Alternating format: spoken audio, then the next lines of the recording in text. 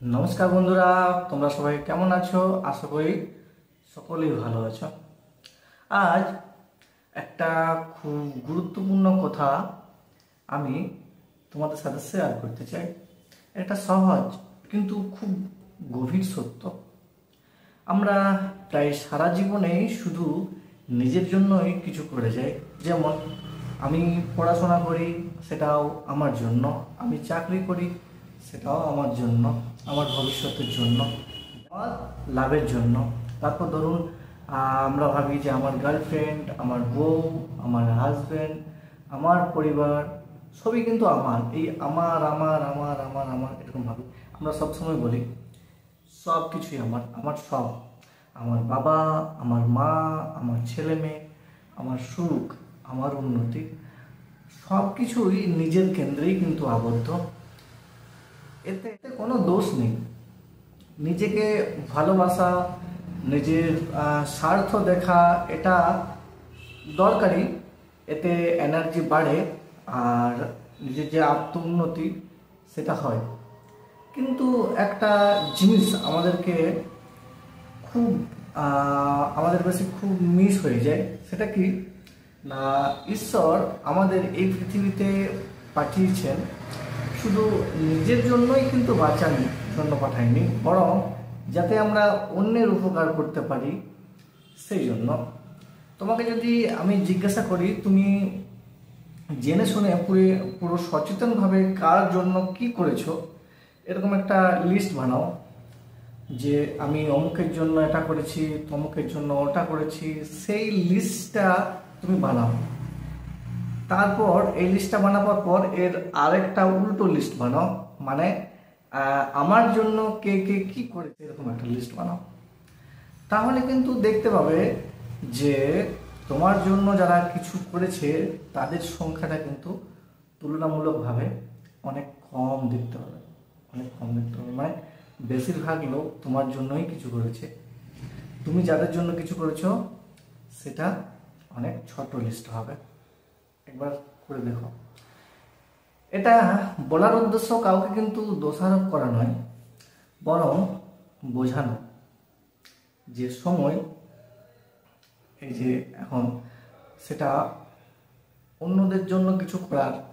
কারণ তুমি যখনই অন্যের জন্য কিছু করবে, তুমি নিজের ভেতরের থেকে এক অন্যরকম শান্তি ও শক্তি অনুভব করবে, জানো কারণ কি? কারণ ফোকাস যেখানে যায় শক্তি কিন্তু সেখানেই বেড়েই যায়। যদি তুমি শুধু তোমার দুঃখ, তোমার কষ্ট, তোমার গরিবের উপর ফোকাস করো, তাহলে কিন্তু সেই কষ্ট, সেই সমস্যা আরও বাড়তেই থাকবে, আরও বাড়তেই থাকবে।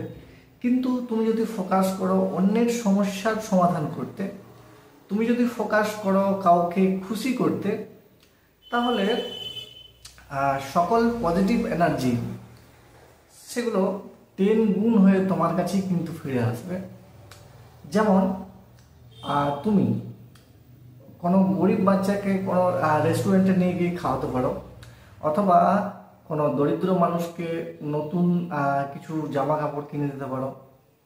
অবশ্যই করতেই পারো, একবার চেষ্টা করে দেখোই না তোমার হৃদয়ের মধ্যে কি অপূর্ব অনুভূতি হয় সেটা তুমি নিজেই বুঝতে পারবে। জাস্ট একবার করে দেখো। একদিন যদি তুমি সিগারেট না খাও, মদ না খাও, ওলা অবাবা নাও ধরো, সেই টাকাটা দিয়ে, সেই যে টাকাটা বাঁচবে সেই টাকা দিয়ে একটু সাহায্য করো, তুমি অবাক হয়ে যাবে যে কি অসাধারণ পজিটিভ এনার্জি তুমি ফিরে পাবে। তো বন্ধুরা, আজকের এই মেসেজটা খুবই খুবই সহজ। যদি জীবনকে সত্যিকারের পজিটিভ এনার্জিতে ভরিয়ে তুলতে চাও, তাহলে নিজের জন্য তো করছো ঠিক আছে, একবার অন্যের জন্য কিছু করে দেখো। নিজের পরিবারের বাইরে যারা রয়েছে তারাও কিন্তু আমাদের পরিবারেরই এক অংশ। মানে এই যে পুরো পৃথিবীটা, এই পৃথিবীটাকে বলা হয় কেউ বিশ্ব পরিবার, পুরো পৃথিবীটাকে বলা হয় বিশ্ব পরিবার। তাই তাদের জন্য কিছু করে দেখো আর দেখো জীবন কিভাবে বদলে যাও। সো আজ এ পর্যন্তই থাক, তাহলে খুব ভালো থাকো। এর পাশাপাশি আমরা অন্যের ভিডিওটা আলোচনা করবো অন্য কিছু নিয়ে, আর অন্যের ভালোর জন্য একটু হাত বাড়াও, দেখবে তোমার যে ফিলিংস সেটা কতটা পরিবর্তন হয়ে তোমার কাছে ফিরে আসছে, কতটা তুমি খুশি হচ্ছ মন থেকে। সো একবার করে দেখো, আর আমাকে সেই ফিলিংসটা কেমন হয়েছে, সে কতটা আনন্দ পেয়েছো, সেটা অবশ্যই আমাকে কমেন্টে শেয়ার করো। কারণ আমি দেখতে চাই যে এই ধরনের কার্যকলাপ কতজন মানে করছে আর কি। সো অবশ্যই একবার ট্রাই করে দেখো।